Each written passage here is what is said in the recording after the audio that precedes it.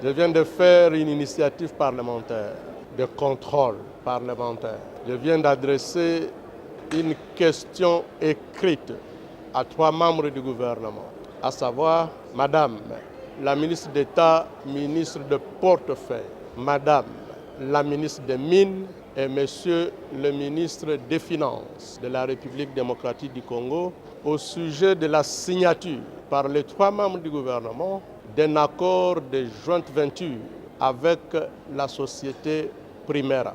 La société Primera est une société de droit des Émirats arabes unis. Au terme de cet accord, il est indiqué que la société Primera et la République démocratique du Congo créent ensemble des sociétés Primera RDC.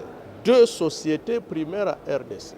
L'une, Primera Gold, pour l'or, et l'autre, Primera Metals, pour le 3T. Mesdames et messieurs la presse, il s'agit d'une mafia organisée.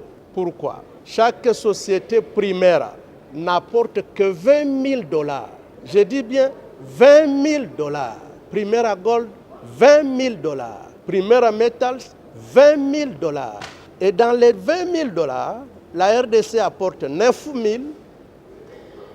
et la société Primera n'apporte que 11 000.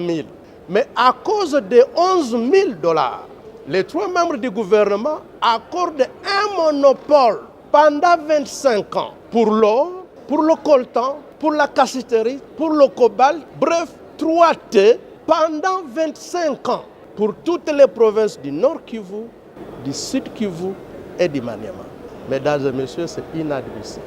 Maintenant, en termes d'obligations, la République démocratique du Congo s'engage à engager la société Sakima, qui est propriétaire de tous ces gisements, à signer un accord avec la société Primera pour 25 ans, en sorte que, à raison de seulement $11 000, Primera soit la seule société à pouvoir commercialiser l'or congolais, soit la seule société à pouvoir commercialiser le coltan, le cobalt, la cassiterite pendant 25 ans.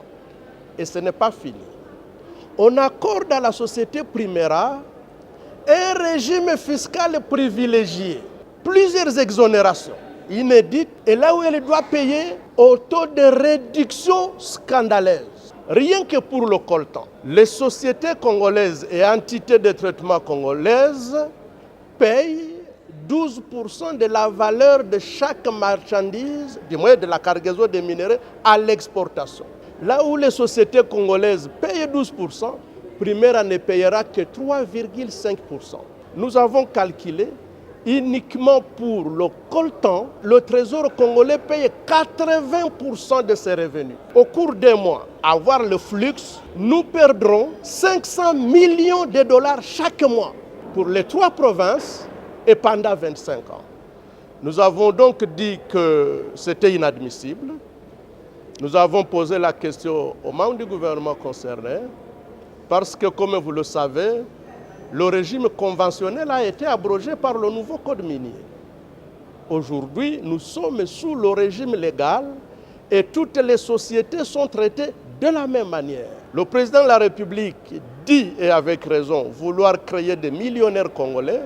Ce n'est pas en accordant un monopole immérité à une société étrangère que nous allons créer des millionnaires congolais. Ce n'est pas en accordant des exonérations illégales à un étranger que nous créons des millionnaires congolais. Et enfin, ce qui paraît scandaleux, en ce qui concerne le règlement du contentieux, les 3 membres du gouvernement ont renoncé au privilège de la souveraineté de la République démocratique du Congo. Je n'invente pas, le contrat est là gelé. Vous allez même le publier.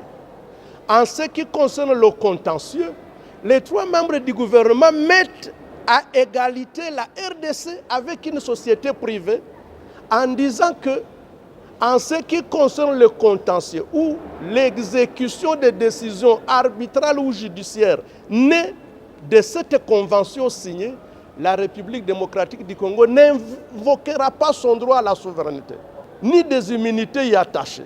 Ce qui revient à dire qu'en exécution d'un jugement produit par Primera, nous pouvons nous retrouver avec le palais du peuple saisi. les comptes du trésor public saisis. Le palais de la nation, des immeubles et des symboles de souveraineté ne sont pas protégés. Disons que ce n'est pas normal. Ensuite, comme vous le savez, la société Sakima, à laquelle les 3 membres du gouvernement enjoignent de signer des contrats de joint venture avec la société Primera, cette société a déjà signé des contrats de même nature avec des sociétés de droit congolais, lesquelles sociétés ne sont pas disposées à renoncer à leurs droits. Ils viennent de faire des déclarations. Il s'agit de la société Amir SARL, CDMC SARL, Stone Mining Company SARL,